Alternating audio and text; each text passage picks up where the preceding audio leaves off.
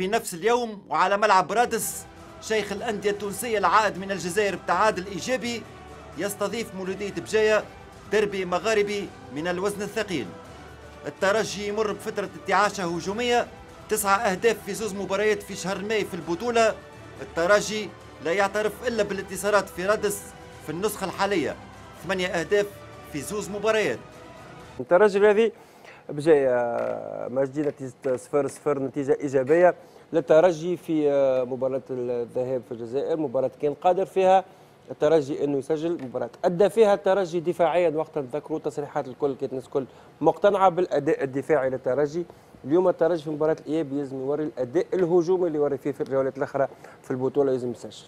صحيح، الترجي التونسي كان ينجم ينتصر في بجاية، وكنا حكيناه يعني الاسبوع اللي فارت هنا في البلاتو، وكان قادر كونه يروح بنتيجه على الاقل 1-0 ويكون نتيجه يعني اكثر متوائمه من 0-0، لانه 0-0 نتيجه ايجابيه لكن نتيجه فخه بالنسبه لي انا، لانه 0-0 لا قدر الله، وهذا اللي ما نتمناوش بطبيعه الحال، كونه فريق بجاية يسجل. هنا الترجي التونسي مطالب كانوا يسجل هدفين باش ينجم يتعدى الدوري المجموعات، لكن الترجي التونسي عنده ليزاتو، عنده الملاعبيه خاصة في وسط الميدان وعلى مستوى التنشيط الهجومي، ينجموا يعملوا الفارق في كل وقت. يلزموا يبدا المباراة كما يلزم، كما حكينا بالنسبة لجابس يلزموا يدخل بس يسجل. الترجي كيف يلزموا يحاول يسجل، ما يلزموش يتسرع، يلزموا يحافظ على الكليبر نتاعو، لأنه فريق بجاي زاد فريق محترم اللي يلعب ضده الترجي الرياضي التونسي. الطريقة اللي توخاها عمار سويح في مباراة الذهاب نتصور مش باش يكون زاد 3 لاعبين، نتصور حسب تصوري ما نتصورش باش يكون زاد 3 لاعبين ارتكاز، لأنه الترجي هنا هو مطالب بصنع لاعب. نتصور بقير باش يكون موجود في التشكيله، باش يكون كصانع العاب تحت هيثم الجويني، باش يعطي اكثر حلول هجوميه للترجي الرياضي التونسي، مع دريس المحيرسي ومع رجيبي اللي راجع في فورمه كبيره. الثلاثي هذوما عملوا توازن كبير على في مستوى خط الهجوم تاع الترجي التونسي. الفورمه الكبيره اللي عليها الجويني، خط وسط الميدان اللي في المباريات الاخرى قاعد يقدم في مردود طيب خاصه تكتيكيا.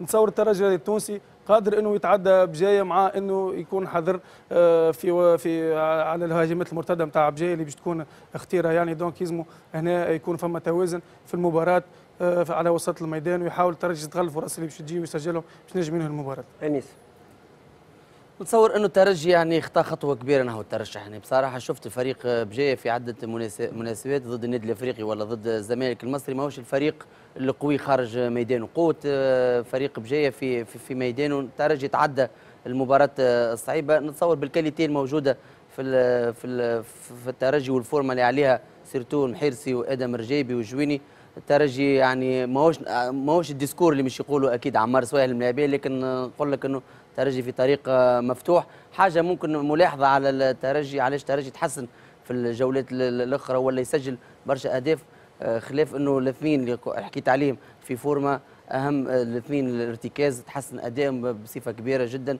سيرتو حسين الراقد وفوسيني كوليبالي. يعني ثم قفزه نوعيه وتغيير في الستيل دو جو نتاع الزوز لاعبين، ولاو يعطيو التمريره الصحيحه ولاو يعطيو التمريره الاخرى، وهذا اللي كان ناقص الترجي، ويمكن هذا الهانديكاب الوحيد. الفورمه اللي عليها الترجي وقوه الفريق المنافس، نعرف اللي عندهم مهاجم صعيب انه باش يقلق الذوادي ولا اليعقوبي اندوي، كيف الاثنين اللي على الاطراف الصالحي ولا سيدي بي في وسط الميدان، ملاعبيه فريق ما هوش في قيمه الترجي.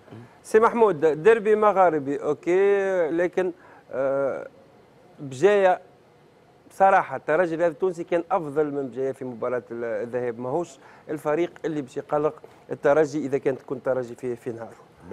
شوف، ديما نقول شكون مطالب بصنع اللعب. راهو فما كي تبدا تلعب في مقابله نتاع كره قدم وانت مطالب باش تصنع اللعب، راهي باش تكون تصعب المقابله.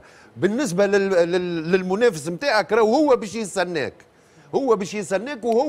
واحنا شفناه نيس، شفناه مجدي بجايه راهو في الهجمه السريعه اللي تري دونجورو. علاش قلت راهو الزرداب نجم يقلق الترجي في الهجمه المعاكسه. دونك انا باش نقول راهي المقابله هذه ربما اللي باش تحكم فيها هي وسط الميدان والكره الثانيه.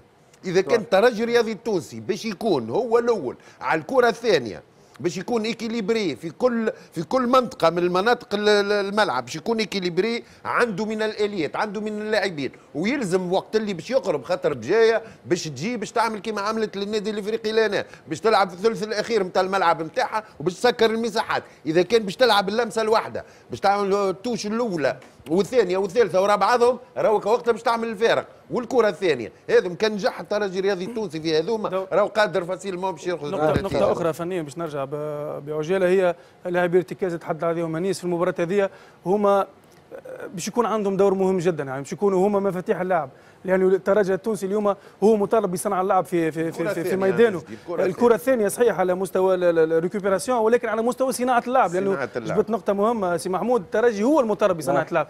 زوج لاعبي الارتكاز هما اليوم في مباراة الجاية باش يكون عندهم دور مهم في تخريج الكرة، وخاصة باش تعدي معناها دو ليني بالباس اللي في ليزانترفال. لدريس المحيسي لما يدخل وسط الميدان، لادم رجابي كيف اللي باش يطلب في ظهر لاعبي الارتكاز تاع بجايه هنا، حسين الراقد وكوليبالي مطالبين باش يعطيوا التمريره هذيك اللي باش تنجم تعمل يعني التفوق العددي للترجي التونسي.